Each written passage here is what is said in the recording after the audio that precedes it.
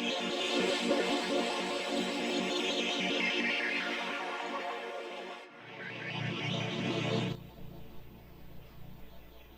hello there. I am your number one host with the most, Peter Man. What's up, y'all? On another episode of your favorite movie review channel, Man Cinema Reviews. And here I am back from vacation. Been taking the kids to the pool, to the beach. We just celebrated the 4th of July. These are a few titles that I've missed. I'm going to go over 4 titles, and that is Hitman, The Bikeriders, Thelma, and Unfrosted. But before we get to those, let's go ahead and take care of some business. That is to press like, subscribe, and be sure to hit the notification bell as well to notify you of any and all reviews to this channel. Let's go. The Bikeriders. This is the 6th directorial effort from Jeff Nichols about a motorcycle club with the earnest intentions of starting a group of outsiders turned thugs once the group goes sinister, losing their original way of life. Now, this is a Jeff Nichols film through and through. I like the severity of the period piece this is taking. There are some very distinctual acting choices by Tom Hardy. He's doing a voice here. He's doing his best Marlon Brando. We have Austin Butler, but Jodie Comer is the just keepsake. She is heaven sent. She's what keeps this film together. It is a little bit disjointed going from the second to third act. However, things really get going. Pieces are being picked up, and it delivers a strong effort.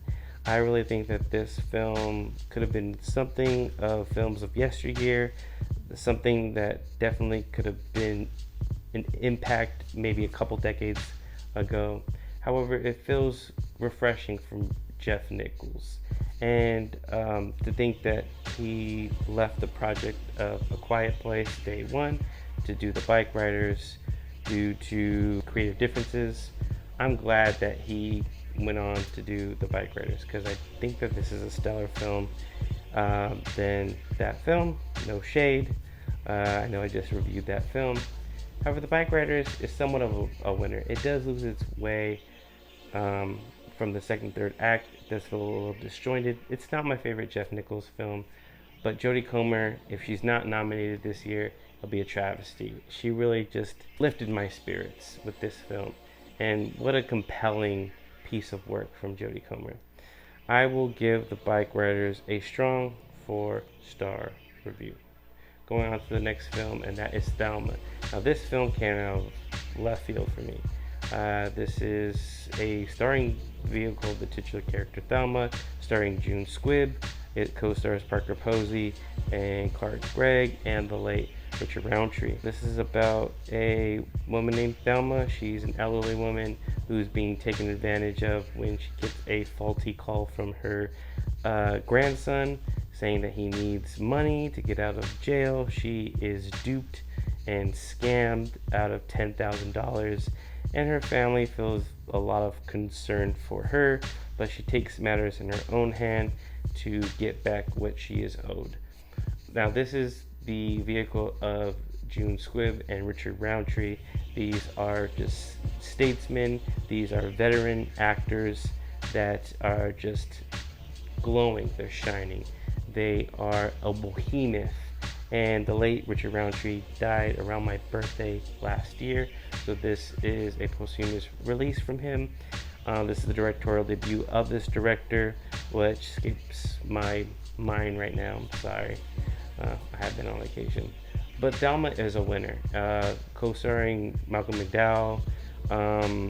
It's just a heartwarming gut punch of a film that's very endearing, very illuminating, very captivating, and it plays on the genre of being an action film for these two elderly people. It is very genre driven, but it does so in a way that's very endearing very, lighthearted, and it's one of my favorite films of the year. I will give Thelma a full-fledged 5-star review. Go see Thelma. Go check it out if it's still playing in theaters.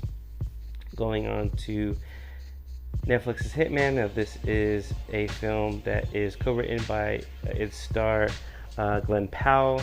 This is Richard Linklater directing, and this is about a professor that's moonlighting to be a contract would-be killer that breaks protocol when a woman is trying to escape an abusive relationship and he falls in love with her.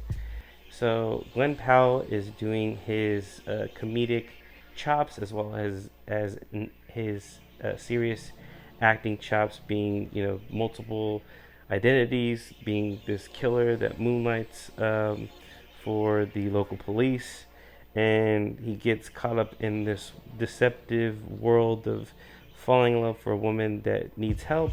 She bites off more than she can chew. Adria Arjona co-stars. There's a lot of chemistry between her and Glenn Powell. This is a great film. Richard Linklater has to be one of my favorite directors. Hailing from Texas, this guy can do no wrong in my eyes. There are a few films that are less stellar, but he's been pretty consistent with his filmography. I will say this is probably his most commercial film since School of Rock, but he's always, checked out the underbelly of society, but does it in a lighthearted and comedic way. He also is, your blue-collar, everyman's man, and in this film, he's having a lot of fun. Looks like Netflix let him flex creatively, and him and Glenn Powell just turn in a product that is simple but complex and straight to the point. It's a film that, in varying degrees, juggles the seriousness with the romantic comedy vibes. Because let's face it, no one's doing romantic comedies nowadays. But it does it really smartly, very effective.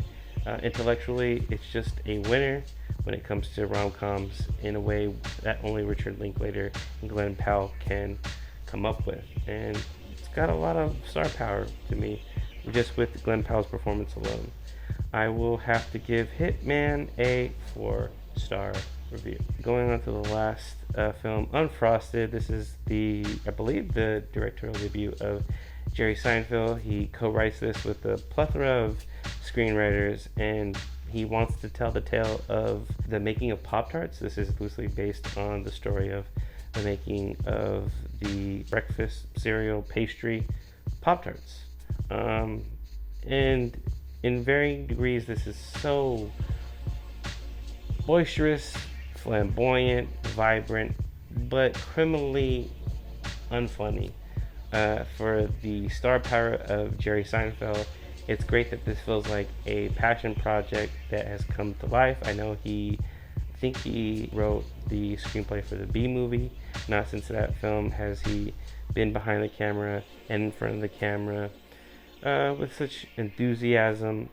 Unfortunately, it just is a hodgepodge of unfunny, sketch comedy, if you will. And I don't know why we needed it. I think that it's great that it's straight to streaming, because if it was in theaters, boy, I'd have a lot to say of how this comes off so cliche and desperately unfunny. This is one of the worst films of the year, along with Ghostbusters. I will have to give Unfrosted a 0-star review. Thank you very much for rocking with me. I just wanted to share my thoughts quickly of the films that I've missed. I still have another review with my son for Despicable Me 4. Look out for that, as well as the review for the film Maxine. Thank you very much. We'll see you on the next one. Peace.